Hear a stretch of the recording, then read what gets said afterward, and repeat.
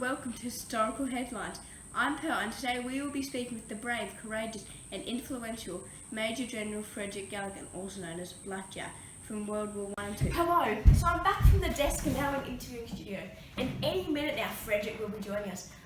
Here he is. Hello Pearl, thank you for having me. Thank you for joining us, Frederick. Now let's begin the interview. Okay, Frederick, can you tell me a little bit about your early life? I was born on the 11th of January 1897 in Jesmond, New South Wales, to my parents Alexander Dunlop Galligan and Martha Lee James. I completed my schooling at Cooks Hill Superior Public School, graduating in 1909. I was known as a studious lad all throughout school. In 1912 I became a telegraph messenger in the Postmasters General Department. When beginning this, I had already been in the cadets for 3 years. A year later I was promoted to the cadet second lieutenant. So I understand you enlisted in the army. Why was this? From a young age, I had been fascinated with war. Joining the cadets at the age of 12 and then going on to become a second lieutenant in 1913 and becoming a telegraph messenger in the Postmaster General Department, as I stated before. During the time in which I could enlist, the government was at their peak of getting men to enlist to war, using propaganda strategies and demonstrating that enlisting was a way to show your bravery, ability and strength. It was promoted as a chance for a cheap holiday and a well-paying job. Once I had reached the main physical age and height requirement to enlist in war, I immediately did, enlisting in the AAF on the 20th of January 1916 at Moore Park, Sydney. I believe you completed your training in a few different areas. Can you explain to us a little bit about this? After enlisting in the AAF in 1916, I was posted to the 34th Battalion and left for England on the 1st of May, where I would complete my AAF training. I was aboard the HMAT A20 along with the rest of my battalion. On our journey to Devonport, where we would do our final course of training, we stopped at Albury for 3 days, Colombo for 2, and Alexandra, where we completed numerous routines, parades, coaling, and taking on provisions.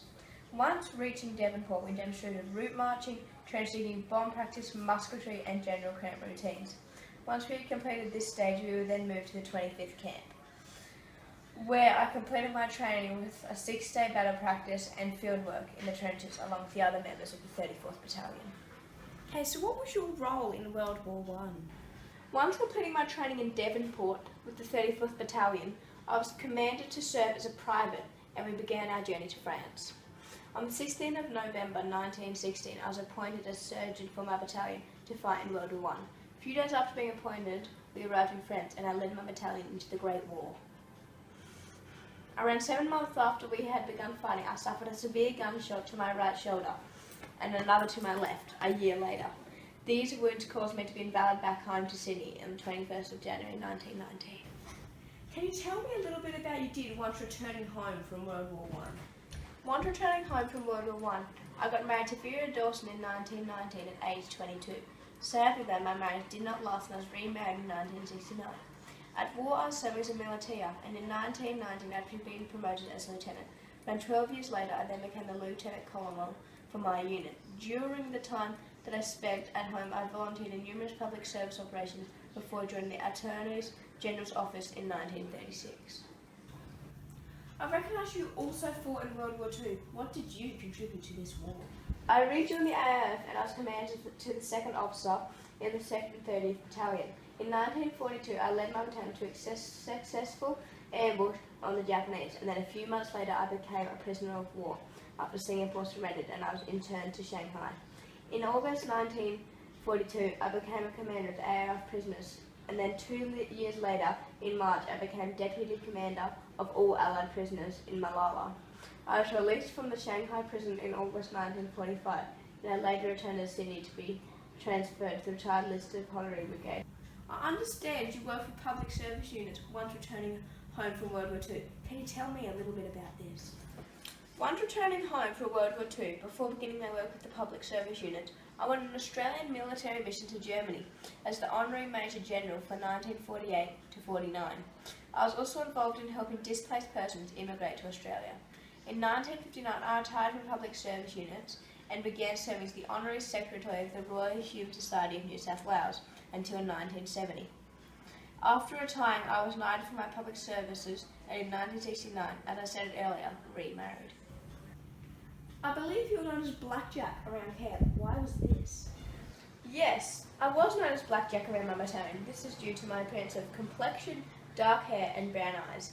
As the leader of my battalion, I knew that a men's survival solely depended on their moral at war, and I contributed this knowledge into the ways of action into my military discipline training for my battalion. I was known as a stern figure around camp, as a serious leader, and some officers even claimed that they feared me more than the Japanese. What are some of the medals you won from war?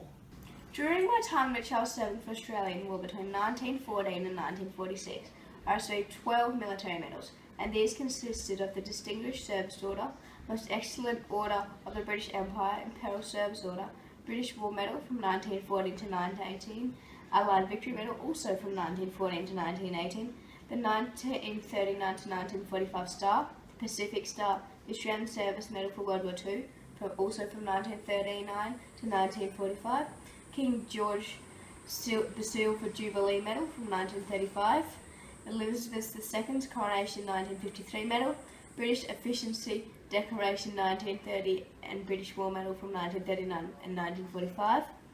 And I also got a mention in dispatches for this wars, causing the medal to be an oak leaf ribbon rather than a textile mount on black. These medals made up a lot of my name throughout wars in which I served in. So I realised, Frederick, there was a service medal named after you. Why do you think this is? Yes, there was a service in war medal named after me, known as the Galligan Award. This is a designated medal bar attached to a ribbon. I believe this medal recognised my bravery throughout numerous wars, public service units and missions, and the Society considers my acts to have been the most outstanding acts of bravery for years.